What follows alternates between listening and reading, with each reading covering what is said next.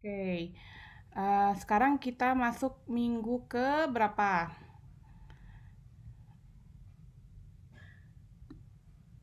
Minggu keempat ya. Eh, Nanti kalian, saya coba share screen dulu deh. Mana nih?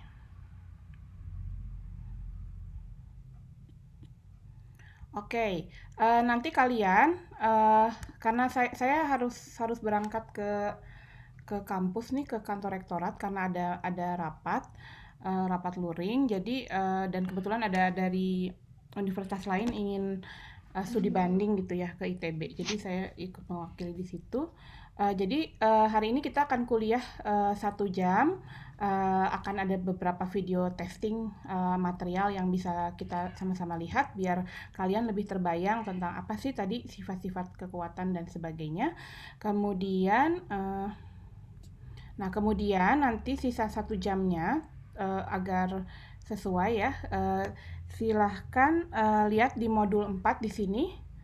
Ya, dilihat di modul 4 di sini. Nah, di modul 4 ini ada PPT yang kemarin yang dari minggu lalu ya, ada PPT-nya.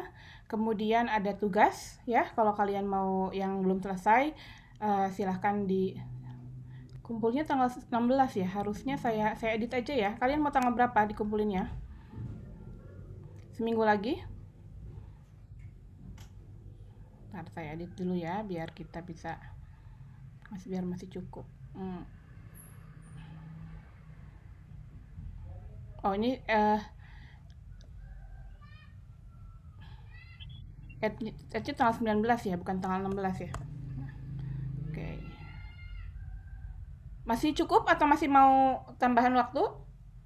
Karena EduNext ini dia nggak bisa telat ya. Kalau kalau tugasnya telat nggak bisa masuk sama sekali, nggak bisa kayak late post gitu, kayak Google Classroom atau MS Team. Saya kasih 1 minggu lagi ya. Ini, tapi saran saya walaupun ini ditambahkan jangan dilama-lama karena tugas kalian nanti numpuk. Oke, saya update. Nah, kemudian bagian bawah ya harusnya ya. Nah, kemudian di sini ada submodul video dari Coursera.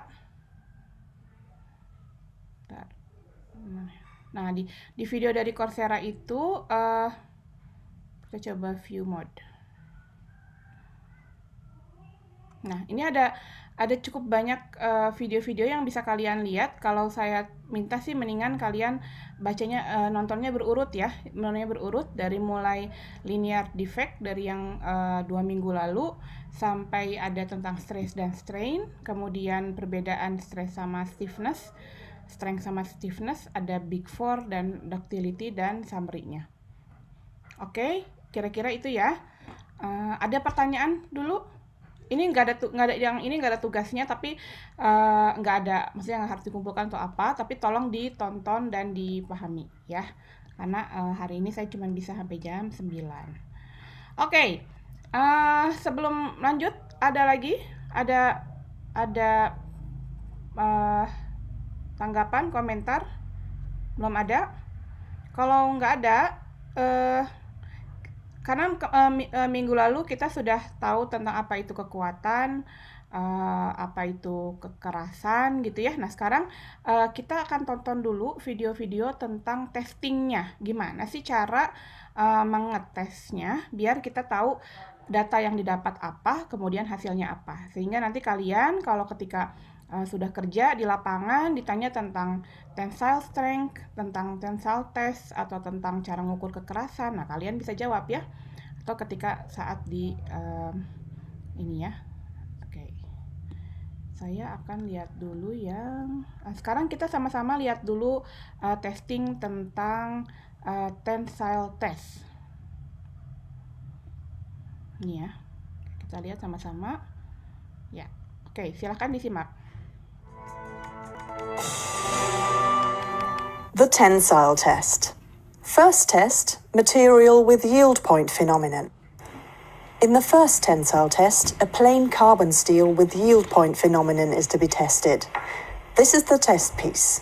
It has a cylindrical test region with an original diameter of 10 mm and an original gauge length of 100 mm.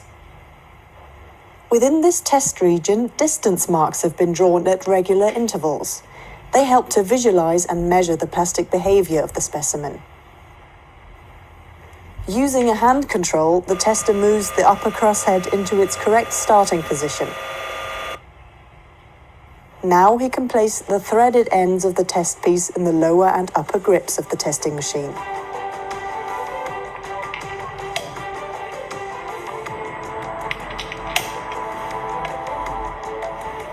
In the next step, he swings the extensometer into its working position and checks that everything is correctly prepared. Then he selects all necessary testing parameters on the control computer. Ready. The test starts and the extensometer's sensor arms are carefully pressed onto the test piece. This way, the gauge length can be measured throughout the whole tensile test. The gauge length is displayed at the bottom right-hand corner of the screen. At the beginning, it amounts to 100 mm. During the tensile test, the test piece is slowly and constantly elongated with a standardized speed. The force that the test piece opposes to the imposed elongation is recorded and can be seen at the bottom left-hand corner of the computer display.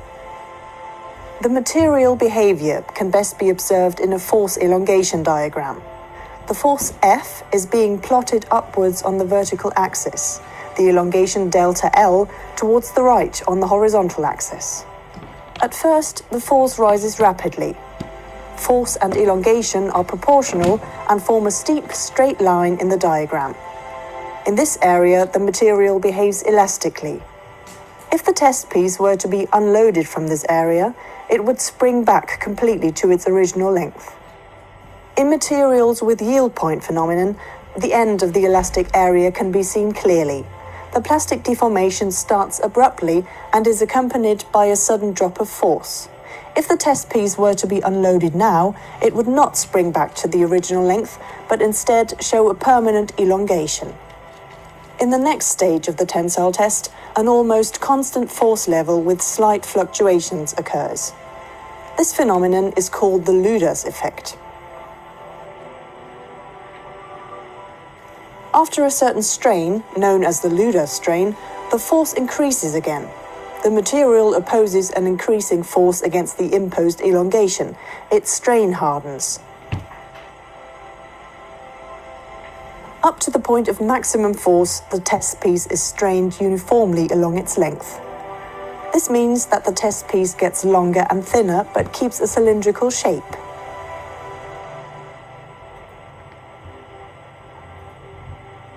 As soon as the maximum force is reached, a neck begins to form at one point of the test piece.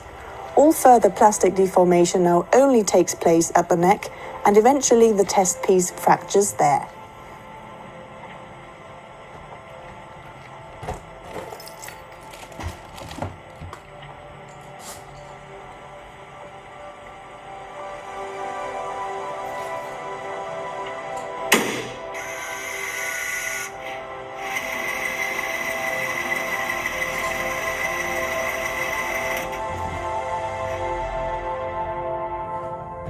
In the recorded force elongation diagram, the force FEH at the upper yield point can clearly be seen. This is the highest force the test piece can sustain elastically. FEL is defined as the force at the lower yield point, Fmax as the maximum force. Using these forces, the strength properties of materials can be calculated. The upper yield strength REH is calculated by dividing the force FEH by the original cross-sectional area S0. The lower yield strength REL is defined in a similar way. The maximum force divided by the original cross-sectional area is called tensile strength Rm. In the last step, the tester swings the extensometer back into its resting position and removes the broken test piece.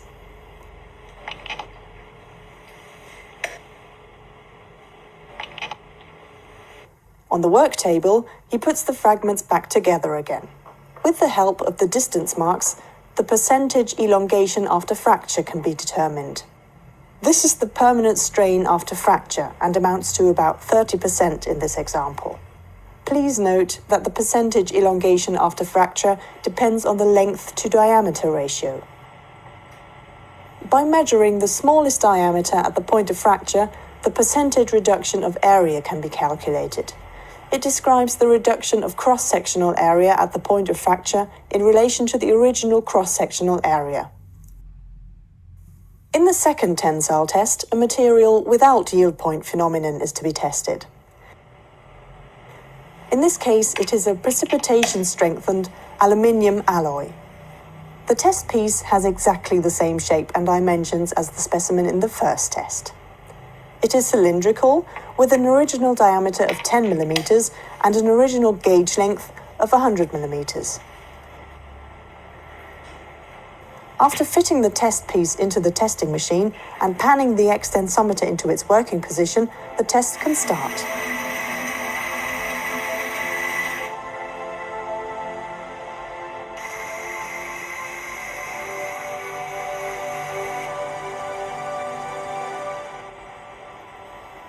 The initial linear curve in the force elongation diagram again shows the elastic behavior of the material.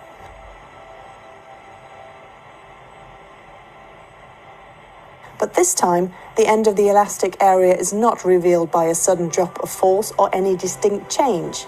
There is a smooth and gradual transition from linear elastic behavior to plastic deformation.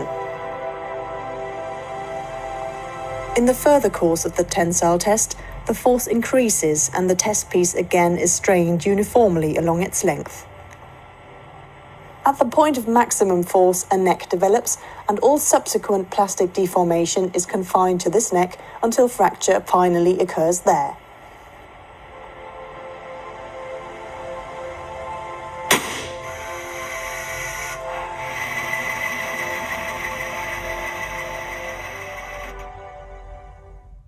As a common substitute for the yield strength, the 0.2% proof strength is used.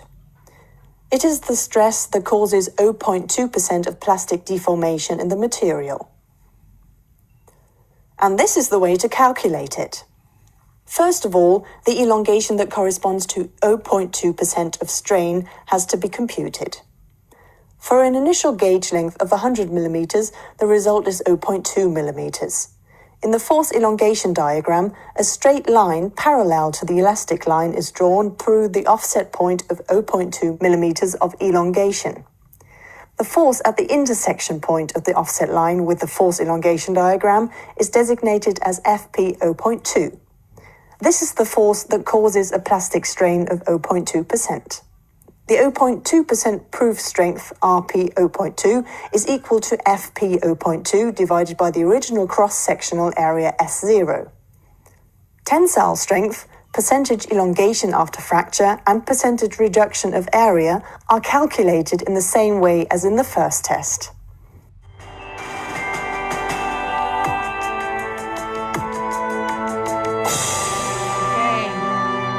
Ya, baik. Dari ini tadi ada yang mau berkomentar? Cukup jelas nggak? Ibu izin bertanya. Ya, silakan.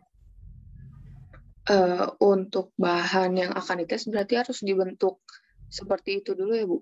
Betul. Jadi dia harus spesifik. Kalau yang kayak gini, ini bentuknya silinder ya. Tapi ada juga yang bentuknya pipihan gitu. Jadi nanti caranya gimana? Nah ini kita harus bikin dulu nanti di bengkel, di workshop itu kita bisa bikin ya. Jadi kalau misalkan teman-teman mesin gitu ya. Nah itu jadi misalkan dia mau ngetes 20 biji gitu. Nanti dia beli materialnya dalam bentuk mungkin gelondongan, kemudian dia bawa ke workshop. Nanti kalau di sini di bengkel di teknik kimia nggak ada ya. Kalau mungkin di teknik mesin itu dia ada khusus bengkel, dia memfabrikasi ini, membuat dia jadi seperti silinder begini dengan spesifikasi tertentu. orang bengkel tuh udah tahu gitu. Kamu mau masuk tensile strength yang mana, kemudian dites gitu. Jadi di mesin termasuk murmurnya ya. Nah, gitu. Oke, ya. Itu jawabannya. Ada lagi yang mau tanya?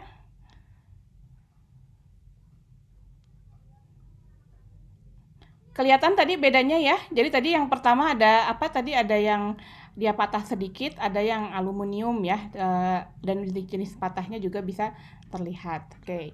Jadi itu jadi caranya untuk mengetes. Jadi memang di testing, dan kadang-kadang ini nanti kalau kalian ingat kuliah statistik, ini bisa di testing misalkan 20 pieces atau 100 pieces, ini bisa jadi tensile tesnya beda-beda. Jadi nanti tetap harus pakai prinsip statistik untuk melihat si material ini berapa sih sifat-sifatnya gitu ya. Oke, ada lagi? Oke, sekarang kita tonton bagian, karena sekarang tensile strength udah. Sekarang kita akan tonton tentang toughness. Ada yang masih ingat toughness itu apa? Ada yang masih ingat toughness apa? Toughness, ketangguhan.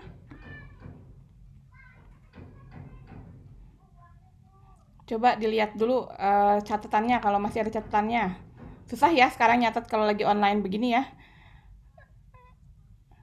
Ada yang ingat toughness apa?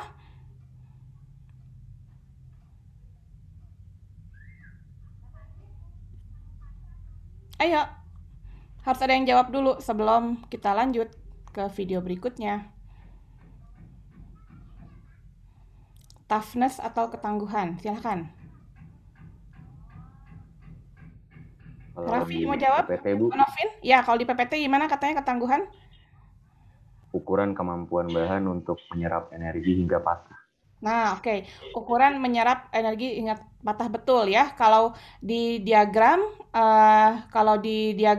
apa, stress versus strain, itu luas di bawah kurva sampai dia patah ya. Oke, thank you Novin. Baik, sekarang kita akan lihat gimana sih cara ngeceknya untuk tentang ketangguhan. Namanya ini ada contohnya adalah Charpy Impact Test ya. Kita lihat sama-sama. The Charpy Impact Test. The standardized Charpy Impact Test has been designed to measure the toughness of materials under impact loading and multi-axial stress state. A pendulum impact testing machine is used to do so. The pendulum on the machine has a heavy weight at the end. This is lifted into the starting position in step 1. Then the tester checks whether the testing machine has been adjusted accurately. In order to do this, he turns the drag indicator downwards and releases the pendulum without a test specimen. The drag indicator stops at position 0. This proves that the pendulum has the correct starting position and that the friction is correctly compensated. The machine is ready for the tests. First test, strain-aged plain carbon steel S235. This is our test specimen. It has been machined to standardized size and shape with the characteristic V-shaped notch. The tester places the specimen on a support in the lower part of the machine and adjusts its position with a centering device.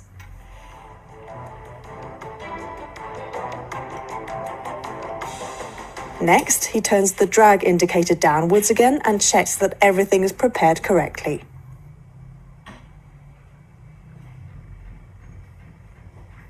Perfect. The test can begin.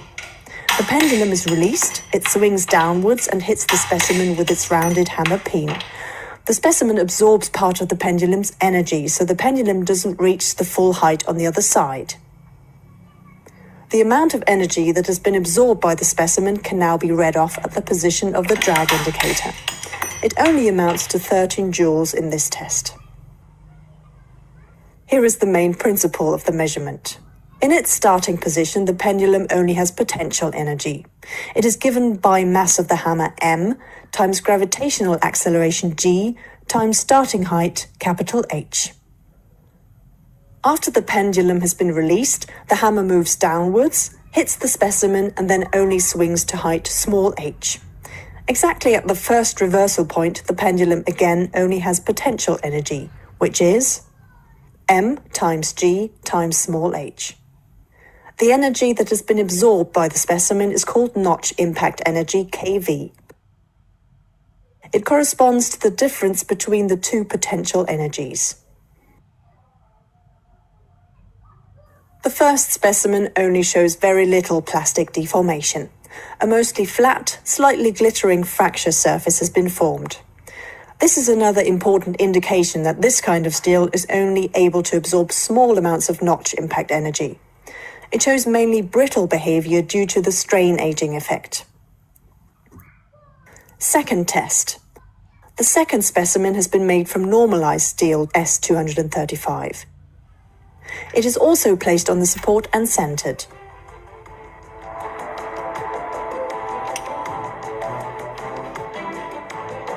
The tester turns the drag indicator to its starting position, rechecks all safety measures and releases the pendulum.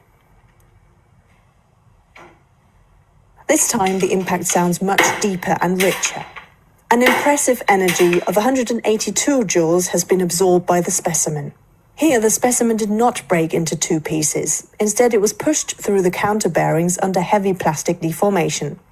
In comparison with the strain-aged steel, the normalized steel absorbs much more notch impact energy and behaves in a very tough manner. The Charpy impact test is not only carried out at room temperature. Materials with body-centered cubic crystal structure, such as plain carbon steels, show a characteristic S-shaped curve of the impact energy versus temperature. In the so-called upper shelf region, the material absorbs a lot of energy and behaves in a tough manner.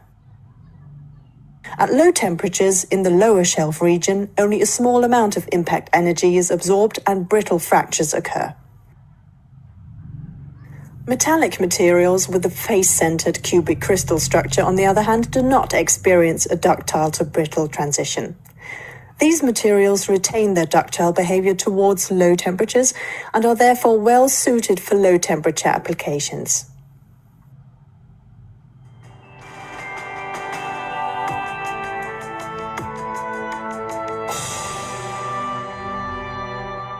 Ya, oke. Sekarang yuk kita bahas lagi. Jadi, apa ketangguhan?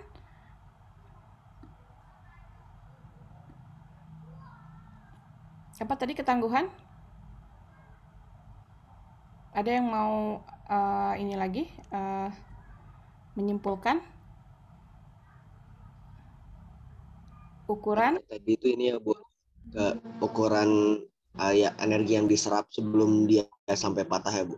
Betul ya. Jadi, sorry saya nggak bisa lihat namamu nih, siapa nih? Apa ya? Oke. Siapa namamu? Raffi Bu. Oh, Raffi, oke. Nah, saya ini karena screen sharing jadi agak susah. Oke, sekarang saya jelaskan dulu ya, karena tadi ada dua jenis ya, ada dua jenis material ya. Coba kita lihat di sini. Yang pertama, kenapa? Karena nanti nyambung ke berikutnya. Bentar, di mana ya? Yang material pertama ini ya. Yang pertama kalian bisa catat ya nih ya. Strain Age Plain Carbon Steel. Jadi sebenarnya dia materialnya namanya carbon steel atau baja karbon. S235 adalah jenisnya ya, jenisnya atau seperti mungkin komposisinya atau seperti apa gitu ya. Jadi komposisinya S235. Saya juga nggak hafal ya apa aja kalau yang ada di dalam carbon steel. Nah, ini kemudian ada strain age. Strain itu artinya ditarik, sudah pernah ditarik gitu, udah pernah ditarik dulu gitu.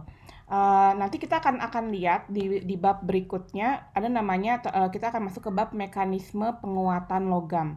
Jadi logam itu dia bisa jauh lebih kuat kalau dia ditarik gitu. Jadi sengaja ditarik karena dia lebih bisa menahan beban. Kenapa itu? Nanti bisa kita lihat kenapa kok strained carbon steel itu dia bisa lebih menahan beban. Nanti ada hubungannya dengan slip, ada hubungannya dengan dislokasi, ada hubungannya dengan dari molekul-molekulnya itu ya. Kemudian kita lakukan strain kita lakukan toughness test itu ya, Sharpie V-notch itu tadi. Nah, ini tadi ya, terus tadi dengan hukumnya. Kemudian didapatkan berapa tadi? Ada yang mencatat? Coba kita. Read off at the position of the drag indicator.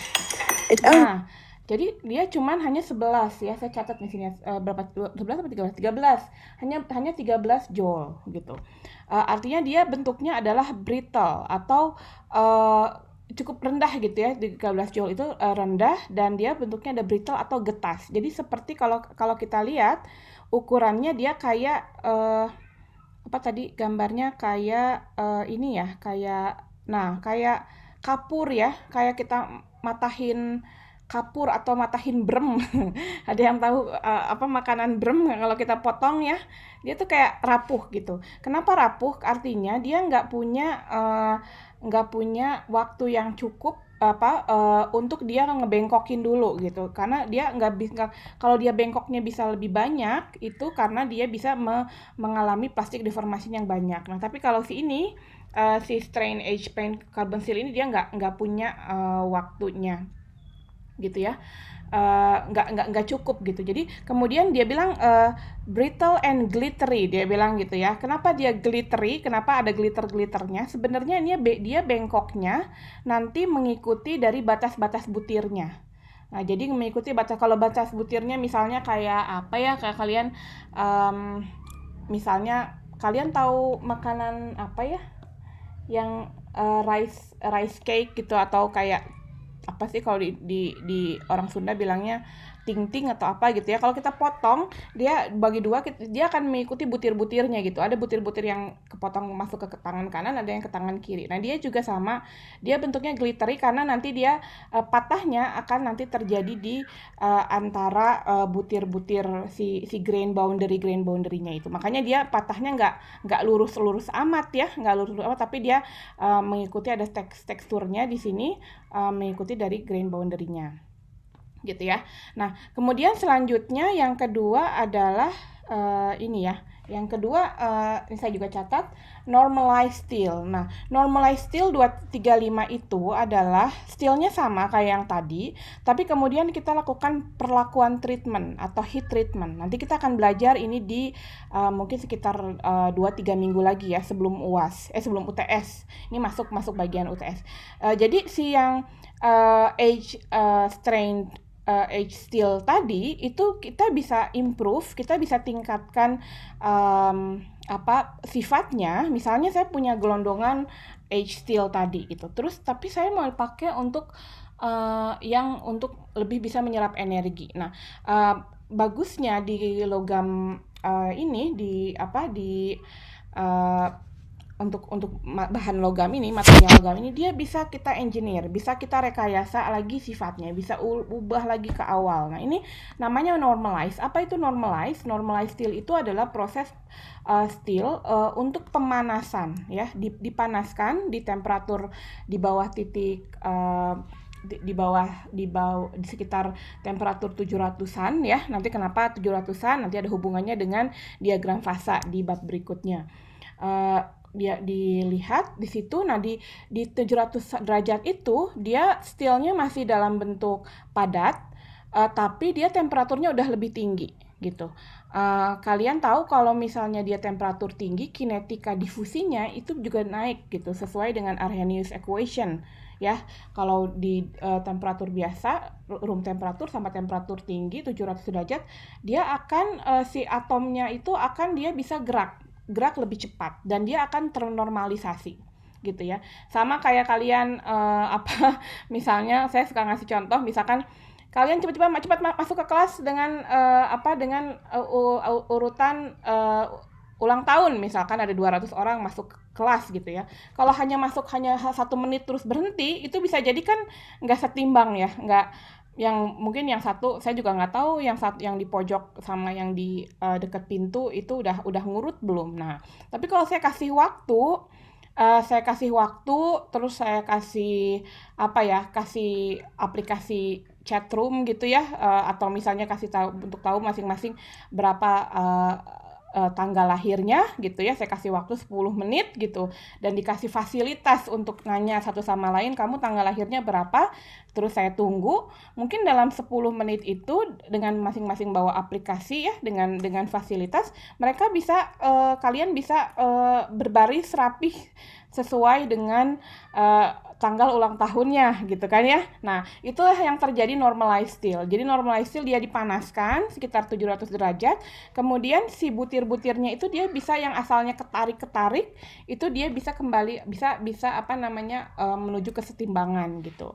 Nah, sehingga dan energi-energi yang di bekas tarikannya itu dia udah sama dia dilepaskan, dia dilepaskan keluar gitu ya, ke panas gitu. Jadi dia lebih kembali balik lagi ke daktil lagi, lebih kembali ke daktil itu apa, lebih lentur ya, bukan lentur ya, maksudnya dia bisa lebih daktil lagi. Artinya lebih daktil, artinya dia bisa menyerap lebih banyak energi ya. Specimen has been made from normalized steel. Jadi kalau kita lihat di sini, akhirnya dia jadi naik berapa? Nah, dia makanya bentuknya bengkok gini ya, bentuknya lebih ngebengkokin, jadi kayak bentukan patahnya kayak saya punya Play-Doh atau punya malam terus saya bengkokin gitu, jadi lebih banyak plastik deformationnya. Dan di sini saya mencatat energi yang bisa diserap itu adalah 182 joule, tinggi sekali ya, dari 13 itu bisa kita pulihkan jadi 182 joule gitu. Oke, itu ya tambahan dari saya ya, karena ini videonya nyambung dengan bab-bab berikutnya. Jadi nanti jangan kaget, kita akan belajar gimana sih cara bikin kuat atau gimana cara bisa bikin daktil gitu. Tapi tentunya ada trade off-nya ya rekan-rekan semua. Kalau kalian pengen yang paling kuat, biasanya ductility-nya lebih sedikit gitu. Sementara kalau pengen yang lebih daktil, lebih bisa menyerap energi, biasanya kekuatannya nanti akan berkurang. Itu adalah trade off dari material. Oke, selanjutnya ada satu lagi ya videonya. Tadi kita sudah belajar kekuatan, toughness. Nah, satu lagi adalah kekerasan. Apa tuh kekerasan? Ada yang mau bacakan lagi dari PPT-nya? Silakan, siapa? Apa sih kekerasan? Kalau di PPT itu kekerasan itu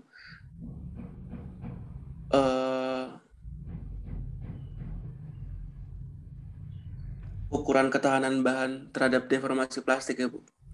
Ukuran ketahanan bahan terhadap deformasi plastik lokal. Kenapa ya harus lokal? Nah, ya kita sama-sama tonton ya.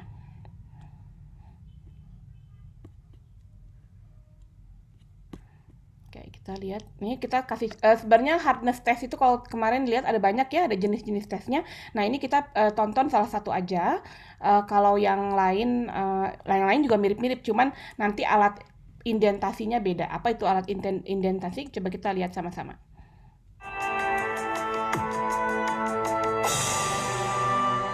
The Rockwell Hardness Test, Scale C.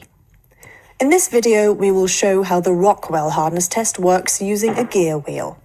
The basic idea of this test method is to measure the permanent depth of indentation of a hard indenter under a test force.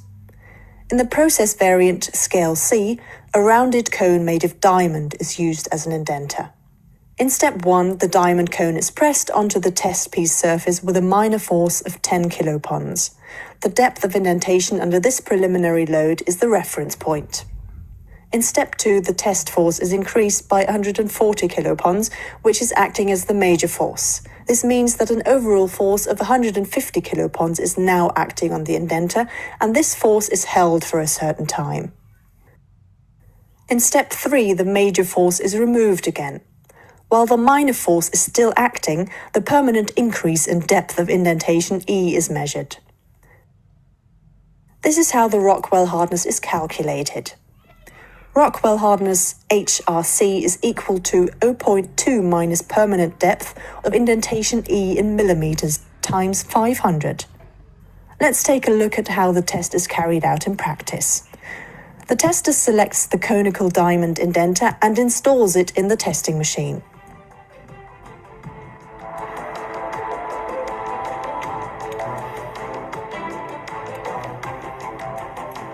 Then he picks up the gear wheel and puts it on the support table.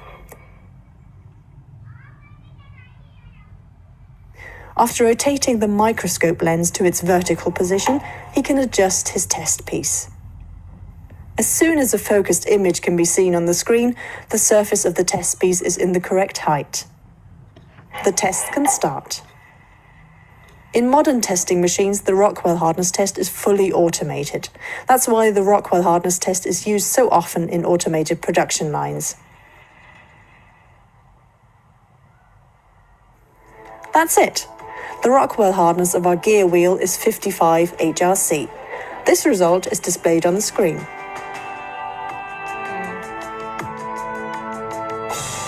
Oke, mungkin satu lagi ya, kayaknya yang ada satu lagi tentang Vickers test yang sebenarnya mirip, mungkin lebih Vickers ya. Jadi kita coba lihat lagi satu lagi yang lebih ada gambarnya. Nah, coba kita lihat sama-sama. Nah, jadi tadi ada Rockwell, ada juga Vickers. Jadi yang membedakan nanti titik indentasinya, si yang nekennya itu beda, nanti jadi hitungan skalanya juga jadi berbeda. Kita lihat sama-sama ya.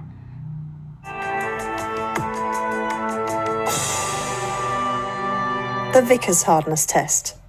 The hardness of a compressor wheel for a turbocharger is to be measured using the Vickers method. The main principle of this hardness testing method is to press a pyramid-shaped diamond indenter with an exactly defined force onto the test piece and then to evaluate the surface area of the indentation.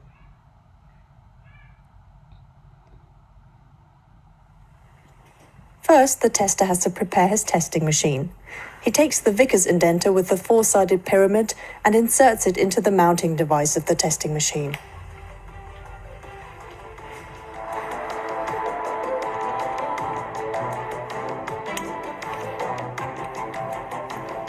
He then places the compressor wheel on the support table and rotates the microscope lens into its working position. With a hand wheel, he adjusts the height of the support table until the test piece surface is displayed in focus on the screen.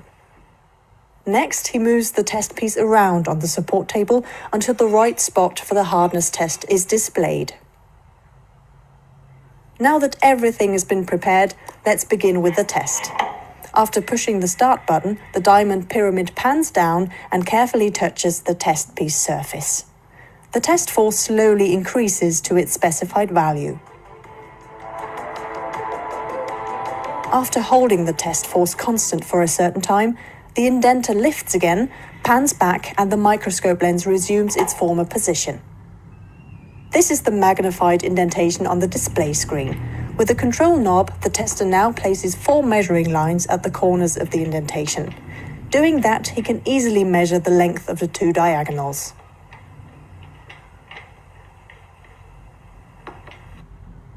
Finally, he only has to push the input key. The Vickers hardness value will then be calculated automatically. It is equal to the test force F in the old unit kilopond divided by the area of the indentation A in square millimeters. The Vickers hardness of our compressor wheel is displayed on the bottom left-hand corner of the screen and amounts to 125.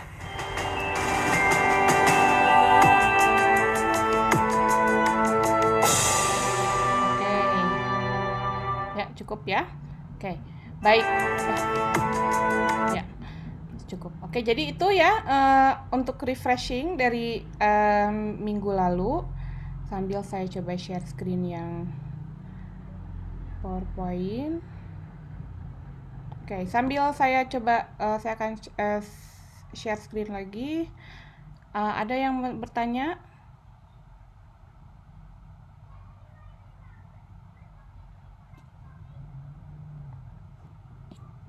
Nah ini ya, jadi kemarin, jadi tadi ada yang skala Vickers, ada yang skala ini skala Rockwell gitu ya, ada mungkin nanti skala Brinell beda lagi gitu. Jadi itu ukurannya, karena hitungannya beda. Kenapa? Karena cara menghitungnya juga beda. Cara tadi ada yang bentuknya bulat ya, ujung indentansinya, ada yang bentuknya seperti diamond gitu, seperti itu. Ya. Nah, namun kalau kita lihat untuk kembali lagi kekerasan itu misalkan HB ya, hardness Brinell itu dia punya korelasi terhadap terhadap sigma U ya, atau yield strength. Jadi dia punya korelasi empirik ya, cukup linear lah gitu dengan kekuatan. Jadi kekerasan itu punya korelasi linear dengan kekuatan. Oke, berikutnya kita akan ada lagi pertanyaan? Ada yang mau bertanya? Nggak ada? Ya, silakan. Jadi tadi dari dua video itu yang saya tangkap itu ininya sama ya Bu ya, konsepnya yaitu dengan ditekan gitu Bu. Iya. Jadi kan kalau kita lihat di sini namanya mana tadi uji kekerasan ya. Nah, ini. Jadi ketahanan bahan terhadap deformasi plastik lokal. Jadi yang dia bengkoknya, yang dekoknya ke dalam itu adalah si yang tadi ya, yang ke bawah itu gitu, betul. Jadi harnessnya semuanya mau ukurannya sama, mau jenis-jenisnya beda. Ini asal yang beda adalah shape indentationnya. Jadi tadi kalau Rockwell dia bentuknya bola ya tadi. Ada yang bola, tapi ada juga yang diamond. Terus tadi ada yang Vickers ya. Kalau Vickers ada diamond piramid. Nah, piramid juga seperti ini kan kotaknya, jadi di atas kelihatannya seperti ini. Gitu ya. Oke. Cukup ya, udah ada lagi yang mau ditanya? Mungkin mudah-mudahan dengan video-video tadi konsepnya lebih ngena ya. Soalnya mungkin ini ngapain gitu. Tapi jangan lupa kalian ketika udah nyampe lapangan, nanti mau kerja di pabrik, mau kerja di operasional, atau mau di bagian proses engineer, atau mau setting up pabrik, atau mau di engineering construction, procurement construction, mau nggak mau pengetahuan ini ada ya. Jadi perlu kita harus tahu. Mungkin kalau kuliah semuanya desk evaluation ya, di laptop semua gitu, pakai gambar, pakai apa. Tapi kalau udah nyampe lapangan, nah kita ini seperti itu. Jadi kalau tadi ini termasuk juga kekerasan itu adalah dia dibilang relatif tidak merusak gitu. Jadi kita nggak perlu motong si tadi apa ya, ada flywheel ya, ada si alatnya tadi, nggak sengaja nggak dipotong gitu. Kalau yang kalau yang tensile test itu kita harus punya material yang sama, kemudian kita buat jadi spesimennya tadi, seperti tadi siapa yang bilang ya, Sabila ya, harus di mesin dulu tadi, harus di mesin untuk jadi spesimennya. Kalau ini enggak, jadi masih bisa pakai yang lama gitu. Oke, baik. Sekarang untuk latihan ini udah pada bisa jawab nggak ya? Ada yang udah nyoba ngerjain?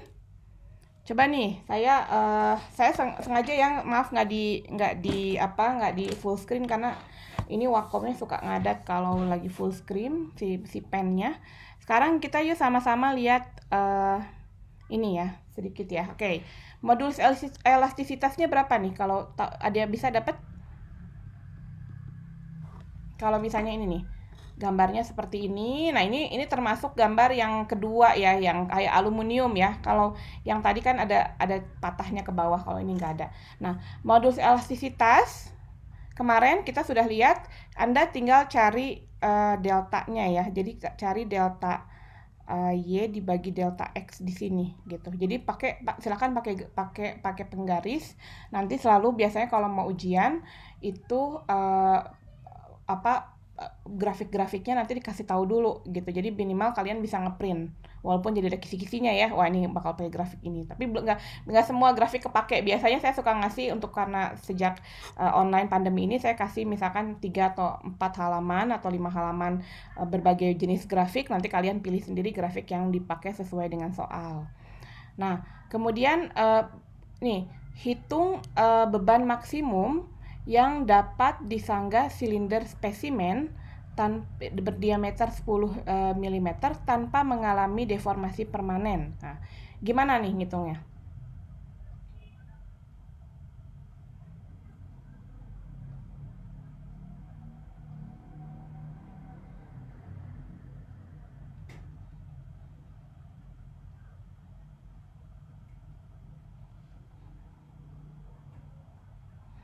kalau beban maksimum tanpa deformasi permanen, stresnya apa masuknya? Yang luluh ya, Bu? Ya, betul. Jadi pertama kita harus hitung ya. Coba yang saya anggap nomor 1, nomor 2. Berarti yang nomor 2 Anda cari dulu yang sigma Y-nya berapa ya. Ya kan? Nah, nanti sigma Y itu sama dengan F dibagi A. Nah, A-nya apa? A-nya adalah dia kan silinder ya.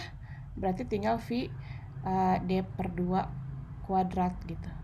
Ya, jadi nanti kalian cari berapa kuat luluhnya, yield strength-nya dapat 250 megapascal, kemudian cari berapa diameternya udah ada, dikali dengan V nanti kalian dapat F. F ini namanya adalah beban. Nah, jadi beban maksimum yang dapat dialami spesimen adalah sekitar sekian gitu. Artinya kalau kita maksimum beban kasih ini, dia nggak akan terdeformasi plastik. Oke, thank you. Lanjut, nomor 3. Berapa persentase ductility? Keuletan. Gimana kita cara narik ductility-nya? Ada ya clue dulu? Ada clue? Ductility itu apa sih, persentase ductility itu?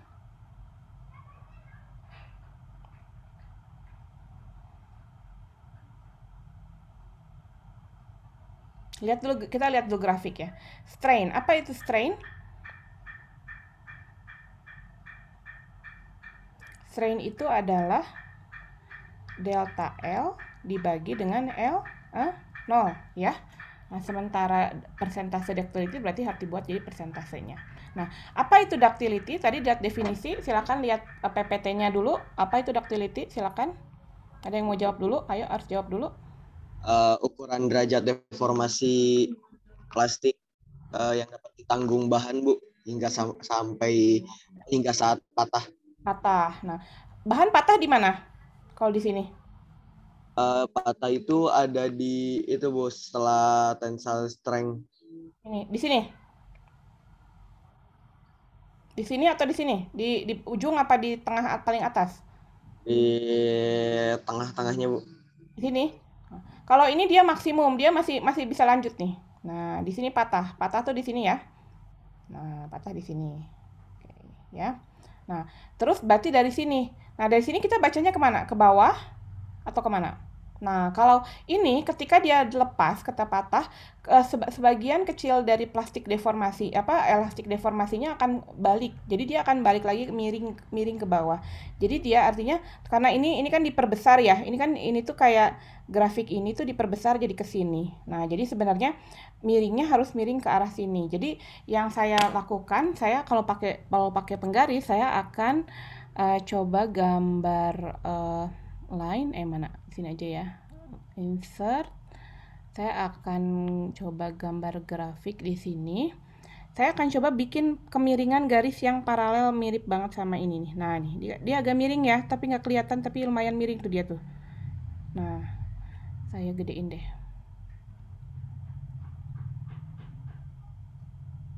Ya, agak miring sedikit ya. Yang matanya silindris atau matanya ini ya, oke. Nah, ini kemudian saya tarik ke sini, ke titik patahnya.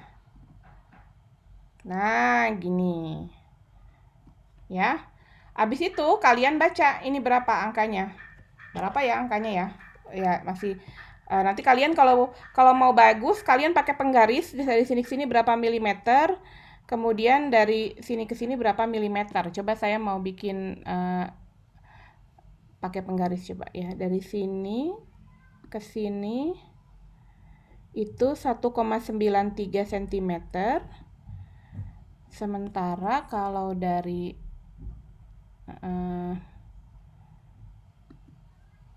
sini ke sini 1,93 dibagi per 308. Oke, berarti ininya adalah 193 1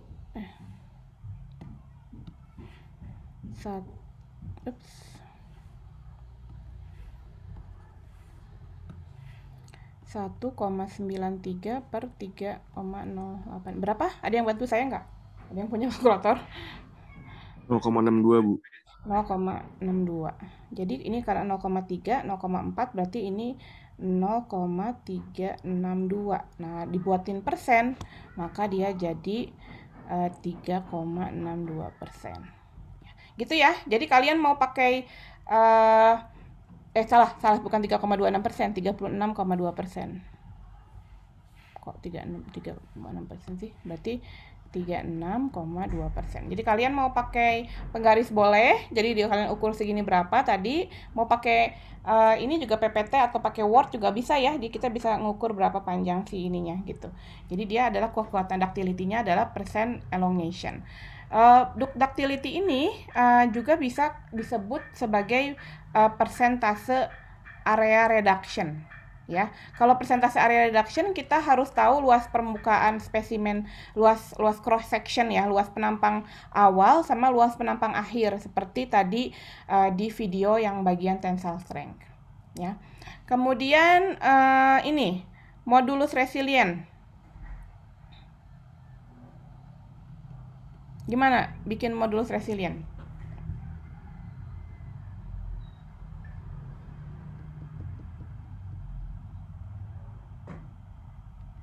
Modulus resilience itu bisa didekati walaupun dia bengkok begini ya.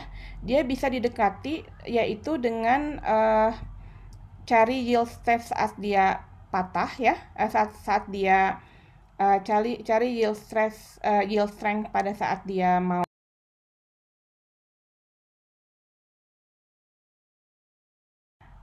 Saya menghilang ya, maaf ya.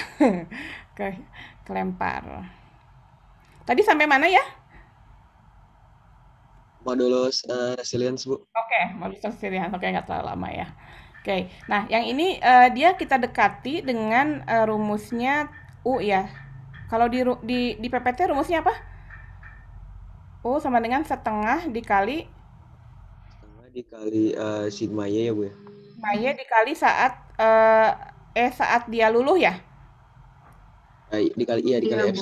Jadi kalian nanti lihat ini, terus kalian baca berapa yield strength-nya berapa, terus kalian baca pakai dari sini.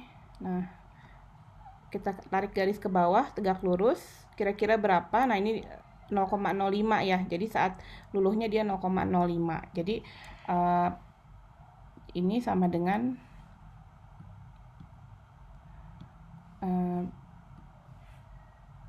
mana sih? Nah ini. Berarti setengah dikali. Tapi kalian cek dulu ya ininya apa satuannya ya. Satuannya harus dalam apa gitu. Misalkan harus PA meter, berarti kalian harus ubah dulu. Tapi kalau modulus harusnya di bawahnya dia nggak ada satuannya ya di sini. Jadi mungkin masih bisa ya.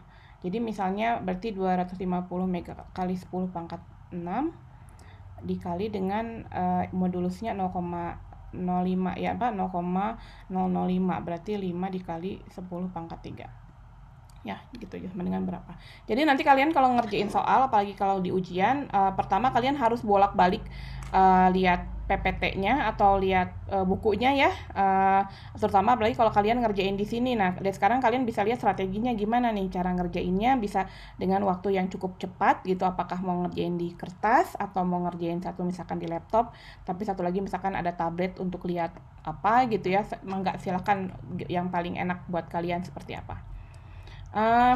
Working stress berikutnya, sebelum saya akhiri dulu di sini. Working stress apa?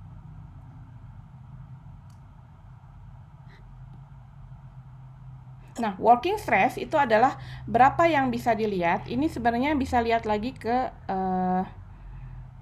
nah ini di sini ya. Nah, bisa lihat di sini ya. Nah, working stress itu berarti sigma luluhnya berapa dikali dengan safety faktornya.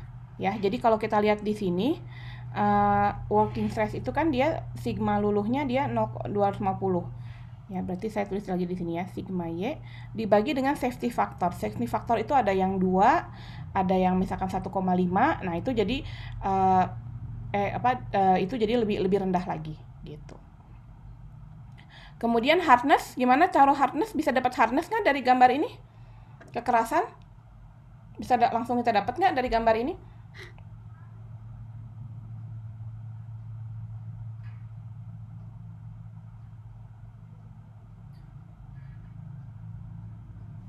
Bisa nggak kita dapat kekerasan dari gambar ini? Dari tensile strength ya, Bu. Nah, betul. Jadi tadi ada hubungan tensile strength terhadap brittle hardness ya, kalau nggak salah ya, di sini ya. Mana tadi? Nah, ini ya. Nah, jadi lihat dari kuat luluhnya ya. Dari kuat luluhnya ada hubungannya sama brittle hardness. Tapi harus lihat juga apakah dia baja nggak gitu. Sini baja bukan sih? Kalau dia baja, kalau dia soalnya baja, mungkin baja ini ya, soalnya baja, maka dia bisa kan Anda bisa ambil ini. Kalau misalkan materialnya yang lain, nanti biasanya kita harus lihat petanya ya, harus lihat appendix-nya untuk lihat dari konversi kekerasan gitu. Ya. Oke, sudah jam 9, saya juga harus pergi. Nah, tambahannya ini ada soal ini ya, spesifikasi buluh silindris. Jadi ini untuk sebenarnya buat aplikasinya banget kalau kalian mau bikin cylindrical tube atau buluh silindris. Ini sebenarnya soalnya jawabannya ada di buku Kalister. Jadi walaupun nggak dikumpulkan, kalian bisa baca di halaman ini, example 6.1. Salah. Ini, example 6.2. Ya. Oke ya, tolong dicatat. Nanti rekamannya, ini kayaknya minggu lalu juga saya belum masukin rekamannya. Saya mungkin akan masukkan rekamannya besok Jumat sore. Jadi tunggu aja biar kalian kalau weekend mau bekerja, kalian bisa lihat rekaman dari kuliah ini. Ya. Silakan ini ada desain example-nya sehingga kalian di sini karena kuliah kita ini tujuannya adalah kita harus mendesain, kita harus bisa memilih material selection. Jadi nanti ada beberapa jenis alloy, kamu mau milih yang mana nih gitu ya, untuk bisa jadi semuanya oke gitu. Titanium mungkin oke, tapi saya nggak mau milih titanium karena titanium mahal banget misalnya. Ya di sini ada unit mass cost-nya juga gitu. Jadi prinsip ekonomi juga tetap dilihat mana yang material yang paling oke, yang bisa menahan beban untuk saat ini. Kemudian juga unit masanya. Ini ada cara menghitung-hitungnya ya. Silakan dilihat. Oke, kalau gitu ada pertanyaan satu lagi silakan sebelum saya tutup kuliah ini dan sisanya kalian mandiri. Yang baru ganti ya, yang baru gabung, tugasnya juga berikutnya adalah ini ya. Coba kalian lihat di EduNext.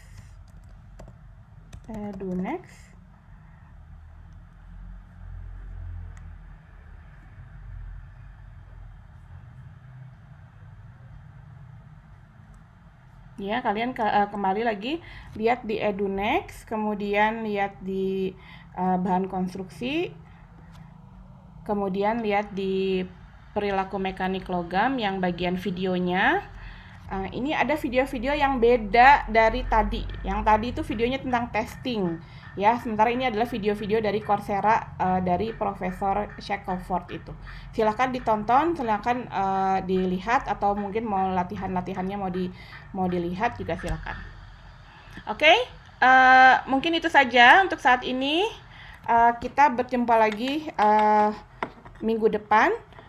Topiknya kita akan lanjut ke tentang mekanisme penguatan material ya. Jadi tadi udah kita tahu sifat-sifat fisiknya seperti apa. Nanti minggu depan kita akan lihat gimana sih biar bikin material itu bisa jadi lebih kuat, seperti yang strain age misalnya, atau bisa bikin lebih lunak lagi, dibalikin lagi namanya normalize tadi, seperti yang di contoh yang toughness. Oke, itu ya rekan-rekan semua, saya